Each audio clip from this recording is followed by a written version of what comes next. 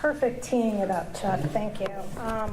Chuck's takeaways were, that I jotted down, were that it has to be about convenience, it has to be convenient, and it needs the right conditions. And I think what we're seeing from GoBox is that, you know, I love GoBox. I introduced them to the Bay Area years ago, and the vision was to see GoBox everywhere, but it hasn't scaled. And I think we need to look at, you know, how do we accelerate businesses like GoBox and get them to scale? In terms of the conditions, setting the conditions that will make this happen, one thing is the charge, the mandatory charge, because that is, as we've been talking about, the incentive for people to try to avoid the charge by having a reuse system. We definitely need these, what I call third-party systems, in part because of the concerns about health and cross-contamination.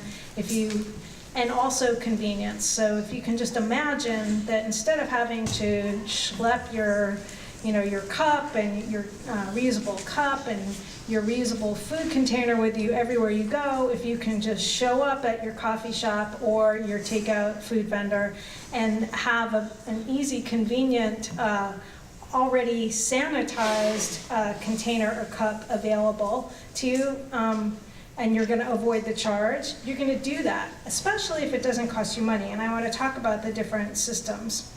And then also mandating reuse is another way. So one of the problems is that right now, GoBox is the only game in town that hasn't scaled. So we've been looking at what other businesses are out there and how can we accelerate them. And upstream, and basically who should be paying for this, for these reusables. Upstream is working on, we've been sort of cataloging the businesses that are out there, and we are going to be launching an acceleration program where we do hackathons and Shark Tank events where we connect investors and startup businesses, or connect existing businesses, or try to find new people who want to start up businesses, connect them with the investors, and see if we can scale this. And also I think local government has a role to play in scaling that. So I want to expand on this idea of mandatory reuse to start with, and then I want to talk about, you know, some of the models that are out there, some of the kinds of business models that we might scale in the Bay Area, and what is local government's role for scaling them. So first of all, when it comes to mandating reuse, it was actually Wendy who first said to me, isn't there a role for extended producer responsibility, for making for the producer law responsibility laws here? And as we have been having this dialogue, what's come out is the idea that, yeah, we need to hold someone accountable, not for the waste end, but for providing the reusables. And it's not packaging producers, it's these retailers. They are the responsible party. So if they are charging, being forced to charge for the disposables, they have the money then to pay for these third-party reuse systems.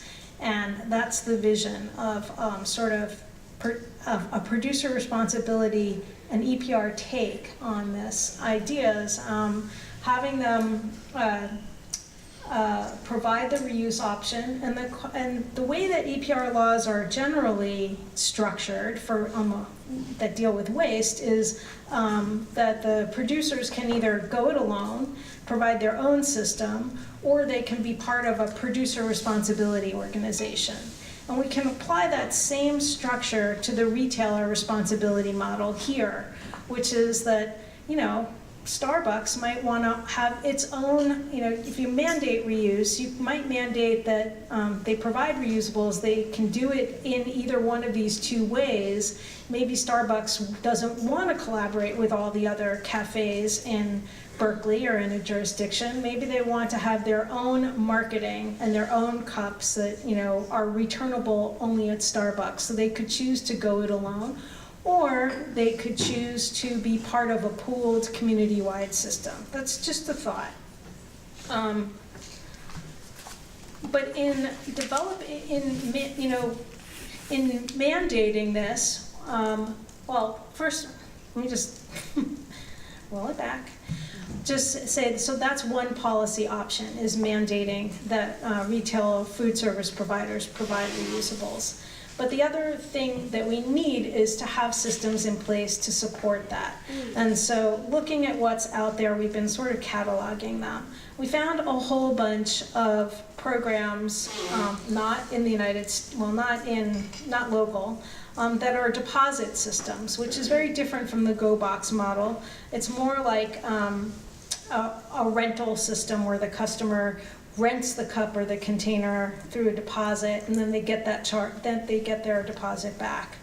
So breaking it down, we found for-profit businesses and a couple of nonprofit businesses, and they're located in London, Germany, Belgium, Luxembourg, Switzerland, and Boulder. Cup Club, EcoBox, Freiburg Cups, Hanachino, Tiffin, rCup, rCircle, and Vesselworks are the ones that we found. If you find others, email me, because I'm trying to keep track. And I'm sure there's more and more popping up all the time. The two of them are nonprofit businesses, and they're actually started by cities. And that's the Freiburg Cup and Hanachino.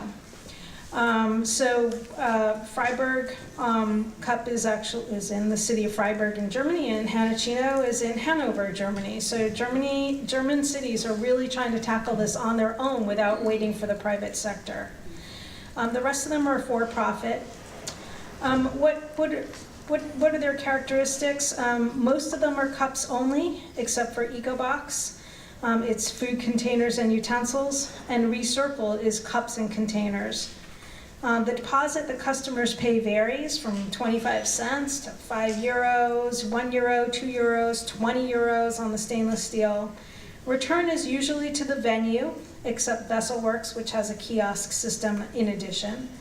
Dirties are washed off-site and returned to the venue for washing. The materials chosen range from polypropylene to biopolymers to stainless steel. There doesn't seem to be any one consistent choice.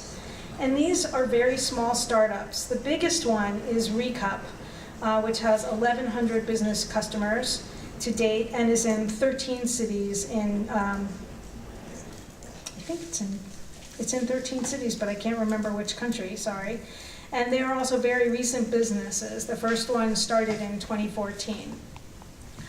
I would put GoBox in the category of a subscription service, and we only found one other, which is the Durham Green to Go. And Durham Green to Go was started by a nonprofit organization in Durham and is run by a nonprofit organization called Don't Waste Durham. These are both membership-based services. They both cost about $25 per year. Yeah, not much more to say about that. Durham is in 25 restaurants in the city of Durham. GoBox was started in Portland. It's in Portland and it's in the Bay Area. There are also automated collections services to support these programs. We found 3. These are basically reverse vending systems. We found 3. There's Busy Box, which is that takes back containers. There's the Tomra system that takes cups, and there's the Aussie, which takes both cups and containers. These are largely on campuses and some in hospitals. I don't know a lot about them. I will say the Aussie machines we know cost about $15,000 a piece. They are installed at about 80 plus universities and hospitals. We also touched on these rental or deposit systems for events. We found 4, rCup, ReCruz, GreenGoblet, and EnviroCups. All of these operate on the same principle. You pay a deposit, you get the refill for free. Could be a health code issue, but let's not talk about it too much. You return it at the venue, or you can keep it as a souvenir. rCup is in the U.S.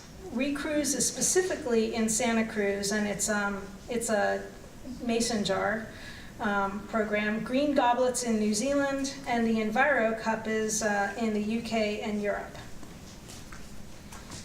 So I want to get to this idea that charging for disposables, thank you, is going to cost more. It's going to cost the customer more, and say it doesn't need to be that way. The only thing that needs to drive the behavior change is that the cost for the disposable is visible to the customer.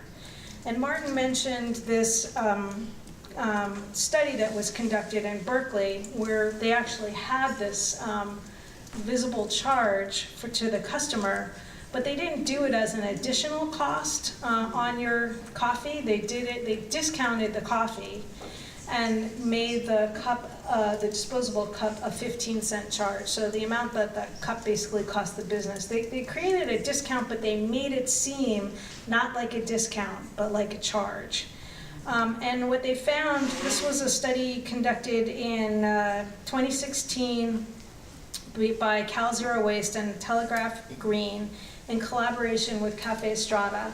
And the cafe actually put on their menu and in signage around the cafe this very visible information that if you brought your own, you were going to save 15 cents, that your coffee was going to cost less, but if you didn't bring your own or use one of their reusables, you were going to have to pay an additional 15 cents.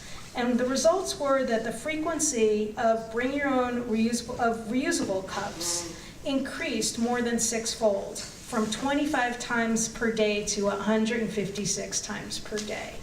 So there's the answer to your question. It can be very impactful as long as the charge is visible to the customer and they know they're being charged. And that confirms what social behavior research says. How many minutes? Am I past? Am I on? Okay, 1 minute left. So we also really need to pay attention to this, to what's going on in online food delivery. That's one sector that is growing rapidly. Reports are that it's growing by 7.5% per year. And these delivery businesses like Caviar, DoorDash, Uber Eats, and et cetera, enjoy tremendous customer loyalty. In other words, if you are a Caviar subscriber, you are not probably subscribing to all the other ones. And if you're somebody who orders online a lot, you're using that same app. And the loyalty ranges from about 70 to 90%. And this creates a tremendous opportunity for us, because that means that these delivery services are going to the same customers over and over and over again. They are delivering, but they're not picking up their reusables. They could be delivering in reusables, so if we are applying the charge to this online delivery system and mandating that they provide a reuse alternative, they actually can do a tremendous amount by because they have this circularity, this repeat customer option. So just food for thought, and I just wanted to point out that in India, the Dabbawalas have been delivering in tiffins and picking up for decades, for generations. So that's an interesting model for us. I want to close by posing and somewhat answering the question, what role can local government play in accelerating the development of these reuse systems? There's a number of options, and I hope you'll add to it in the discussion. Like we saw in Germany, cities can launch their own reuse systems, or they can put out RFPs for businesses to run the program, and they can fund it. They can fund the necessary research that we need to overcome these challenges, like we need to know more about how to create uniform packaging sizes and shapes that will work for all of these different businesses. We need more information to make the case for reusables versus disposables. It's out there, but we need the study of studies on life cycle analysis and help prepare for legal challenges. And I want to posit the idea that we could be putting together a work group if cities are interested in looking at what they can do to support this transition. Thank you.